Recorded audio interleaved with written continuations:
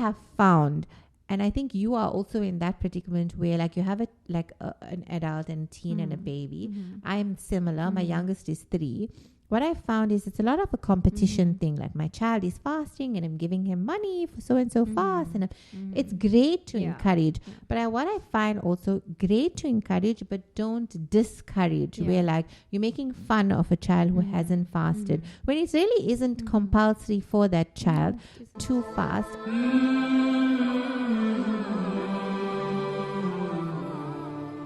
Welcome back to Slice of Life. We're delving right in. We're slicing through politics, motherhood, otherhood, and every single topic that is taboo. We're here to discuss it with myself, Fathima Motala, and with me today, slicing off a lot of topics being in the midst of the month of Ramadan. We're here with our beautiful Dr. Raeesa Aboobaker, and most of you know Dr. Raeesa Aboobaker. She is such a well-known name in Durban, South Africa. So without a further ado, let's introduce ourselves to Dr. Baker. Who are you? Good afternoon and assalamu alaikum. Thank you for having me on your podcast, Fatima. So who am I? Firstly, I think I would say I'm a mother of 4. And that stands out the most for me because it's a big part of the journey through life. Becoming a mother teaches you so many other things. Agreed. And I think, when it comes to the rest of you, you're always going to be a mother first, then a businesswoman, a practitioner, a daughter, a wife, and a friend, and so on. You hold that crown high, alhamdulillah. Yeah, I do, especially because I have so many children. Yes. I do consider them to be many because there are 4 of them, and the first 3 are all boys, and the last one is a girl, alhamdulillah. Alhamdulillah. And then from there, I am homeopath by profession. A homeopath is a doctor who practices homeopathic medicine. It is a 6-year-long medical course. Where we study anatomy, physiology, pathology. We even study pharmacy, then also homeopathic pharmacy. And I furthered my studies to delve into functional medicine. And then from there, I opened up a practice, which I run successfully on Ridge Road, alhamdulillah. And our areas of interest are to do with females and children, health and wellness, hormones and obesity, and how the whole body is connected as one being. I mean, safe to say, we're all about keeping it real. From all of my previous episodes, you guys would know. So in keeping it real, I've had struggles with my weight and weight loss and PCOS and skin and acne. And you've been through that journey with me. So it's not just hearsay. It's been a journey with you. We've cleared my acne. We've done the whole PCOS journey. I've fallen pregnant, alhamdulillah, which I wasn't supposed to just before turning 40. So it was that as well. Of balancing hormones. Yes, and losing the weight. But what I also liked about you and the regiment that you've provided for me that works with me was that you've always allowed me carbs. I've never had to restrict a carb, which was always very difficult for me. And I found that it was easy. So like the week that I come, and everybody says that about you, is that if I didn't lose weight, it's not like you're going to an army or whatever where like you like scared, whatever. It's like, yes, you would be upset, but you'd be fine to come to you and say, you know what, we had a bad week. As you said, you're a mother, you're aware of it. You know that as moms, you have good weeks, bad weeks, and that's in keeping it real, not just because I know you. Because we really don't want to just have people saying, oh, well, Dr. Baker, so you're making it all roses and all of that. It ain't that at all. You all know that I am all about keeping it real, and this is me keeping it real. I've had the journey where like to a point where I wasn't even going to Dr. Baker because I've had like my son got ill. We stopped going. I stopped even coming for facials, all of that. Life happens. Life really happens. Hence my podcast. Hence all of this. But today we're discussing Ramadan. And what is fasting for the person who doesn't know exactly what it is? In a world where there's intermittent fasting and it's all so hyped up right now, our Prophet Muhammad SAW has told us many years ago about fasting and its benefits, where we stop eating from a certain point and then break our fast at a certain point. And we thought, well, we know we're doing it for the love of our Creator, we're doing it for our Prophet, we're doing it for the sawab. And that's what we assumed we're doing it for. And now with all of the trends coming in and intermittent fasting, and then you're realizing scientists are saying there's so many benefits towards it, i.e. you're burning fat, you're increasing brain energy, you're killing your hunger, improving sleep, chronic pain, I've read recently. And the best part was slowing down aging. I mean, who would have thought fasting would slow down aging? And I know you also have a regimen of intermittent fasting in your program. I know that. So tell us more. So let's put it this way. Religion aside, fasting is a way for the body to heal itself.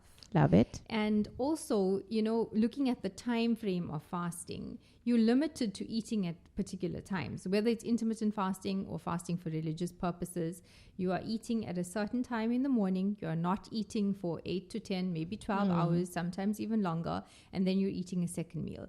And whatever you're having in those meals, it's limited, because how much can you, as a person, as a human being, stuff yourself into an organ that is the size of the fist of your hand? Yeah. So besides this natural sunnat of us saying, 1/3 air, 1/3 water, 1/3 food, you can't really fit much more than that in here. You're going to get full after eating a small portion. Yes. So whatever you put into your body in that time should be nutritious. And also, if you do that, if you just follow the simple etiquette of eating in the fasting month, you can actually reverse your aging for men by 12 years. And for women by 14 years, by just making better choices on your iftar table. So I would say that fasting is a way to correct your sleeping patterns, to balance your hormones, to get your metabolism working again. It's a good time to reset things in your body. But wait, hold on. Just repeat that. Reverse your aging by how long? By 12 years for men and 14 years for females. 12 years by men. I mean that's a poof moment already. I didn't know this, and subhanallah, we always learning, and we learn something new. Yeah. So with that, before delving into all of eating and health plans and whatever, with a podcast and with Slice of Life, we just slice through the layers very, very boom bang. And we're going in through now teenagers. And I'm just into that whole having a mom of a teen and the moods and all of that, which is crazy. But also preteens. So that's still your baby. Yeah. That's still your baby. But in Islam, it's it's compulsory for them to fast. So what would you, in your medical opinion, say to I've read about electrolytes, and the kids are all about electrolytes and things like that. So what would you advise us as moms for them with fasting? Okay, so with the preteen era, so I have one child who's preteen and I have another child who's post-teen. Right. Yes. So I've been through this once before. Yes. And at a certain age, kids love to start fasting. They love the idea of doing something like an adult. And for those preteens, they've got a lot going on in their lives. They have sports every day. Some of them are studying extra religious studies like hymns. Yes. So they're waking up to eat so at early. around 3:30, 4 o'clock in the morning. And then they are getting ready for school. 5:30 is hifz. Then it's a long school day. Yes. Maybe they're only done by 4:30, and then they only break their fast around 6:30 p.m. So they need good nourishment. Yes. So if we're going to say to our kids, let's give them cereal for breakfast, that's not going to cut it, because cereal is only carbohydrates. There is no protein in cereal. And many people don't realize this. We see the cereal boxes say fortified with this and that. Yes, they are fortified with vitamins and minerals, but they don't have the macros that a preteen needs. A growing child needs protein. So, and you mentioned electrolytes as well.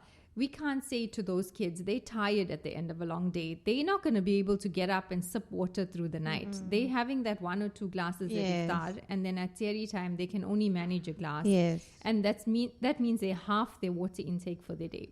So what should they do when it comes to electrolytes? Is we have to supplement with something.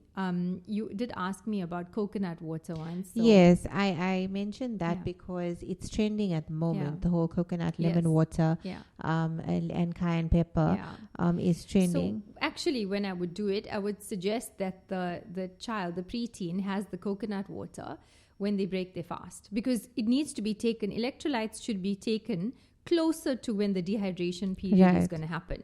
So everybody's talking about having electrolytes at Sehri for breakfast. Actually, you're supposed to be having it in the evening to rejuvenate. So what I've found also, not just with my son, but from chatting to other moms, is the dip in tiredness. Is that normal? Or, I mean, we as adults get it, but when they get it, also their tarawih is like longer. Yes, so that dip in tiredness comes in. So I know that... I mean, are we allowed to give them any vitamins or? So that's very interesting that you mentioned that. My son is doing hifz, and so he has to go to school at 5:30 in the morning, and he has a long day, and then come home, and it's still tarawih after iftar. And I was worried because he doesn't eat much for Sehri, and this is the preteen. Yeah. And he's not a big eater at supper time. You can't stuff in that much of food. So what I've done is I've developed a product. Right. The product is called Thrive. Okay. And Thrive is not just a multivitamin. Okay. It's a multivitamin, multi-mineral, amino acid electrolyte complex that's so easy to take and so tasty. So basically we get our kids. So from what age to what age? They can take it preteen. They can take it from the age of 9 upward. I would definitely, if your child is fasting. So is it like a multivitamin basically? It's got all your multivitamins in it. It's got all the multi-minerals as well, and amino acids and electrolytes. Because as moms, you're like a bit wary what to give your preteen or your teen. Of course. And I'm all about homeopathic. I'm married to a pharmacist. I'm all about homeopathic, as you know. So I love that idea. I really do love that idea. Actually, it's so safe. What we're doing in my household is my preteen, my post-teen, and I all take it because we all want to be on top of our game. They are going to school and university. I still need to go to work and understand my patients, and I still have studies to go through. And so the first day I gave it to my preteen, I asked him, how was your day? Like, you were tired yesterday, but how was the second day of fasting? He said, Mommy, I had too much energy. That's amazing. Subhanallah. I love hearing that. But not bouncing off the walls energy. Like, it was more than I needed. Yeah. So you just lessen the dose. So even post Ramadan, it's an ideal, because I find like with my son being in grade 10, the workload has increased a lot, and the stress factor comes in and all of that. So that's amazing. But as you know, we're slicing through the next layer of something, and I just want to discuss something about what your opinion is. I find that like with younger kids that are not baligh, I feel like it's more of a competition thing with parents. Maybe not necessarily us, because we're more like the new age. I would say, I wouldn't call us millennials, but like I would say what I have found, and I think you are also in that predicament where like you have an adult and a teen and a baby. I'm similar. My youngest is 3. What I found is it's a lot of a competition thing. Like, my child is fasting and I'm giving him money for so and so fast, and it's great to encourage. But what I find also great to encourage, but don't discourage. Where like you're making fun of a child who hasn't fasted when it really isn't compulsory for that child to fast. And a lot of times I find like with our heat, my daughter was physically exhausted the one day from fasting. She had a severe headache. She's not even baligh, but she was so afraid of breaking that fast and being made fun of that she refused to break it. And I'm like, break it because you're not baligh. But that's where I realized those, that it's just I don't know if it's an Indian thing or a South African Indian thing, because I don't find it in like vlogs that you see overseas. No. Perhaps it is a South African Indian thing. My opinion on non-baligh kids fasting is they don't need to fast. We shouldn't. We can encourage the idea of Ramadan to them, and they can join us for Sehri. But if at 11 o'clock your child says, Mommy, I want a glass of water, you could maybe just say to your child, remember you fasting, you sure you want a glass of water, and if they say yes, I'm thirsty, then you give it to give them. it to You don't them. try and Correct. pull too long. Yes, yes. Because with kids, remember, just like how you're not supposed to give babies too much of salt or food that has salt in it, you also have to have that balance as they grow up, where they may need the electrolytes or they may need more nutrition. We don't want to stunt their growth, and neither do we want to discourage them from fasting altogether. So, I think it's a competition thing, and yes, you can have a reward chart, no problem. But the day your child says, you don't, nothing's worse than something happening to your child because you forced something upon them. I agree. And there's the reason why we have to fast when we are Bali only and not before that. We don't have to in fast his wisdom, before that. in Yes, his wisdom, true. I agree. But we've come to like almost the end of our time, because with podcasts, we don't want you to be bored listening to us and watching us, because that's what you guys have said, 20 minutes max in a podcast, and we're trying to keep it to that, so that you're interested and you're all interested. But wrapping it up, Dr. Baker, tell us, post 40, what would you advise us, vitamins wise, fasting to take? Yeah, so definitely I would suggest doing Thrive because it has everything in it. I would also suggest what's next to my bedside basically would be my vitamin D drops every love morning. it. Yeah. Yes. And then I take a probiotic. Okay. So we have different ones developed for different people. And that's it. I just do vitamin D at the probiotic and Thrive at the Seri table. The other two I would take as soon as I wake up. Yes. So on an empty stomach. And then before I go to bed. So Thrive has everything in it. But if I know I'm not going to have a good night's sleep, maybe too much of pressure, too many things going on in your mind, then I would do an extra dose of magnesium. And if you suffer from low blood pressure, then I would add something to regulate the blood pressure in the morning. So that when throughout the day... You mean low blood? Yeah, if you suffer with low blood pressure. Right. Because low blood pressure and fasting, it goes even lower. Then you're dizzy, you're blacking out, you can't manage, you're tired, fatigued. So I would definitely do something like Rejuvenate. It's a product of ours that is a blood pressure regulator. Oh, lovely. The side effect is you have beautiful skin. Oh, I mean, who wouldn't want that side effect? I mean, glow post 40. But guys, I'm so sorry, but we have had so many topics to discuss. We've come to the end of this discussion. But before we do that, we had a little game that we wanted to play. But of course, we're fasting, so we can't do the blindfold test with Dr. Baker. But we're going to do a guessing test with Dr. Baker. And I know she's a foodie and she's going to guess stuff. So let's just see if she gets it right.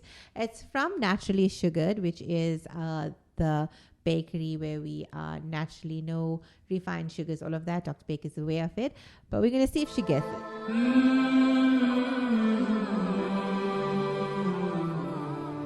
So you already broke this one, right? I'll say break the other one. Yeah, you can break another one. It's fine. Okay. It smells like heaven. I don't know whether I should be smelling it. I'm telling you, keeping it hard. There are definitely nuts in here, I think. There's no nuts. Seeds. There's no nuts, yeah. Are they seeds? So, yes. Okay, because I can see the speckling in there. Yeah. Some kind of seed is in there. I'm going to say chocolate. Seeds. Yes. Anti-aging chocolate. Yes. It's 90%. It's quite obvious there's chocolate in here. It's very moist. Is this a brownie or a chocolate so muffin? it's a muffin. Okay. It's vegan. It's gluten-free. No dairy. Does it have coconut flour or almond flour in there? No coconut flour. No Okay. almond flour. So no nuts in there. Okay. So it has gluten-free oat flour, and it has a hidden veg. So a hidden veg. Yeah. What color is the veg? There's two. So orange and white. Sweet potato. Yes. Sweet potato. She got it right. Foodie. Sweet potato and one more veg. Is it orange sweet potato? No, so the sweet potato you've already said. Pumpkin. Oh my word. First guess, pumpkin. There we go. So Dr. Baker guessed it. It's sweet potato, pumpkin, and there's the seed factor that you were asking is flax. Okay. So there's flax seeds, but it's all very pulverized. You wouldn't taste it. Inshallah, you have rich in omegas, rich in fiber. Yes. So you have one that we've given for you to enjoy, inshallah, for iftar. We hope you enjoy it, inshallah. But that's that. Let's see if you can smell the hidden. Is it cardamom? Yes. I have a very good nose. Yes, you do. I can see that. So these are like similar to oat bars, but not, because an oat bar is very hard. This isn't as hard as that. It's like a mix of an oat bar and a barfi, which it is. It also has no refined sugar, and it has all of Actually, them. you know what it smells like? I have to tell you this. It smells like chana magaj. Oh my God. And it looks like chana magaj. If you're Indian, you would know. But thank you so much for being game to do this. We've come to the end of our podcast, Slice of Life. We ended on such a fun note. Inshallah, hopefully we'll get Dr. Baker again, and we'll get her tasting some other stuff. Let's see. Send me your questions as you guys have done before. Let's discuss the taboo subjects, whatever topics, whatever you want to talk about, health related, dietary related, regarding your skin, anything. Dr. Baker's your doctor to ask. You can ask me. We will delve right deep into it, even if it's to discuss kids, babies, health, wellness, anything. And I know it's all, everybody's into holistic medication, so let's delve right through in it. This is Slice of Life with Fathima Motala. Thank you, Dr. Baker. Shukran for coming. Thank you for having me. It's a pleasure.